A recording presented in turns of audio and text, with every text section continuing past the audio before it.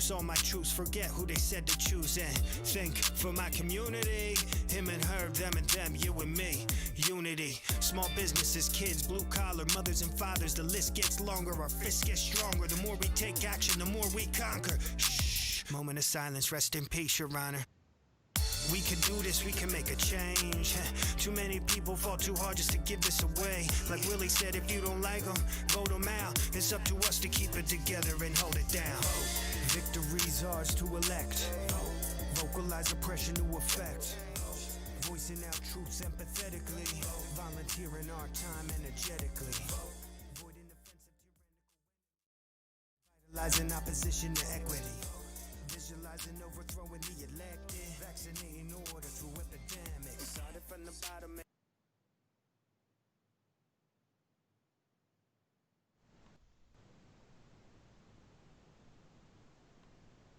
All right. Well, welcome back everybody to our Election Day coverage here for the Chester County Democratic Committee. I'm really excited to right now have one of our candidates who's running for re-election in the Pennsylvania 155th, Danielle Friel Otten. How are you, Danielle? I'm great, Kyle. How are you? It's such an exciting day. Yeah, I know. It's like, we've been working for so long for this, and I mean, to be a part of it, right? Your name's on the ballot today. So, why don't you, because you got elected in the last election, right? This is your first re-election, correct? So what inspired you to run for office in the first place? Wow. So I actually became actively involved in 2017. It was the first year that I ever really did electoral work, and it was because the Mariner East Pipeline project was coming through our community, and neighbors got together and we started organizing at the local level, and we changed our board of supervisors. We started to organize with other townships outside of our own. We built a coalition called Del Chesco United for Pipeline Safety, which is a group that we came together across Delaware County and Chester County to advocate at the state level together for our communities who are all dealing with the proliferation of fossil fuel infrastructure through our neighborhoods and through our schoolyards. And that was when it became very clear that so many of the issues we're dealing with are at the state level. And it's not just with pipelines. It's just overall, the power of corporate interests in our government really does take our voice away. And I felt that at a minimum, I could go there and be an honest voice for my neighbors, and that, I had nothing to lose and everything to gain for my neighbors and for my community. So when I was asked to step up and run, it felt like a crazy proposition, but I was like, why not? Why not? Nobody's coming to save us. We have to get up and save ourselves, right? Yeah, absolutely. Now, what would you say to someone who maybe is now where you were all those years ago, right? Like, what would you say to someone who is wanting to get involved and, doesn't know where to take that first step? I would say just take a first step, whatever that is, at this moment. So here we are at the end of 2018. It's a presidential year. It's the biggest year for electoral work every 4 years. But every single year, twice a year, we have elections. And every single year, twice a year, we all need to be out there talking to our neighbors about what is at stake and what's so important. And so, we might take a week or two off to count the votes and get everything settled here in the presidential year.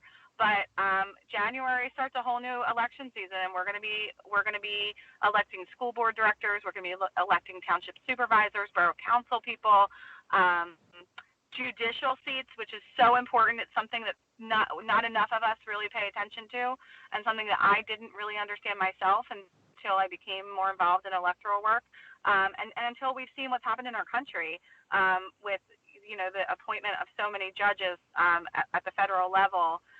It's really important for us to get involved and understand why our courts matter, and our courts are elected in our odd years. And so next year in January, I will be right back out there organizing and getting ready to support our judicial candidates next year, our county candidates, our school board, our municipal candidates.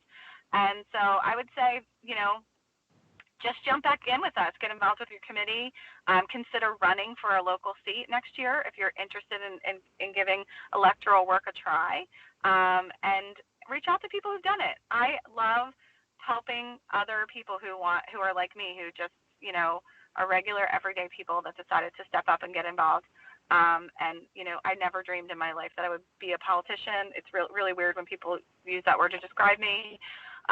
For me, but I love helping people because the closer our candidates and our elected officials get to the working family's experience or to our neighbors' experiences, the better our government's going to be. And so I just say, take a step, whatever that step is, whether that's walking into a committee meeting in January or putting your name on a petition in February. Take a step. Oh, I mean, I agree with you 100%. And just to put things in perspective, because I know people, the people you see in politics that are like up there writing laws and stuff like that, they can sometimes seem larger in life. But, the other day I was talking with Nydia Graves from City Council in Coatesville, Mm-hmm. and Yes. Nydia asked me a question. Where were you what was your life like 4 years ago? And I want to ask you that Mm-hmm. question because I'm like, Yeah. what was like 4 years ago? What were you doing? And now you're running for re-election. 4 years ago, I had a little teeny tiny 1-year-old baby and a 2-year-old. I was in the thick of young parenthood, and our family had just come off 2 really difficult years of childhood illnesses with both of our kids, and so I was like literally living life as like an everyday suburban mom, and just trying to keep my head above water in most days. And I'll never forget standing in my family room, and my daughter was playing right at my feet with blocks. Like I remember the blocks; it was so visceral. And watching the Access Hollywood tape played on the primetime news, and I was like fumbling for the remote because I was like this is not appropriate for children.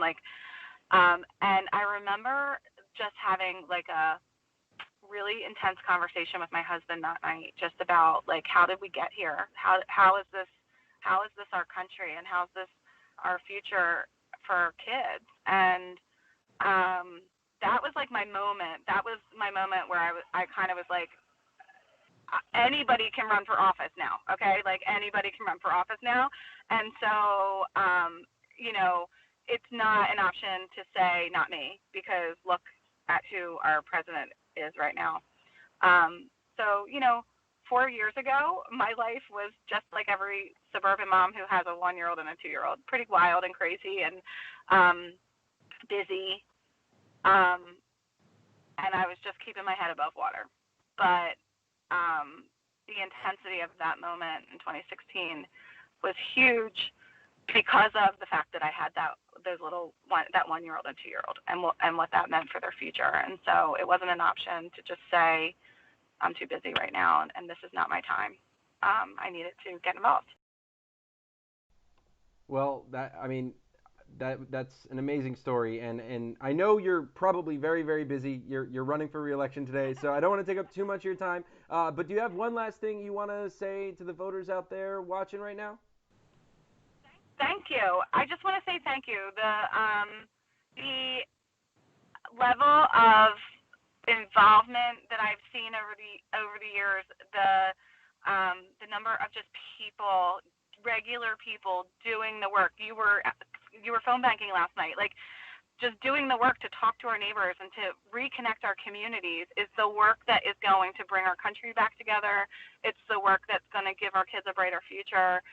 And I always say candidates don't get elected. People coming together to do this important work of building community and deciding what our future and our communities are going to look like is so important. It's the magic. It's the magic. And I just want to thank you all, you included, Kyle, for being a part of making the magic happen in the 155th.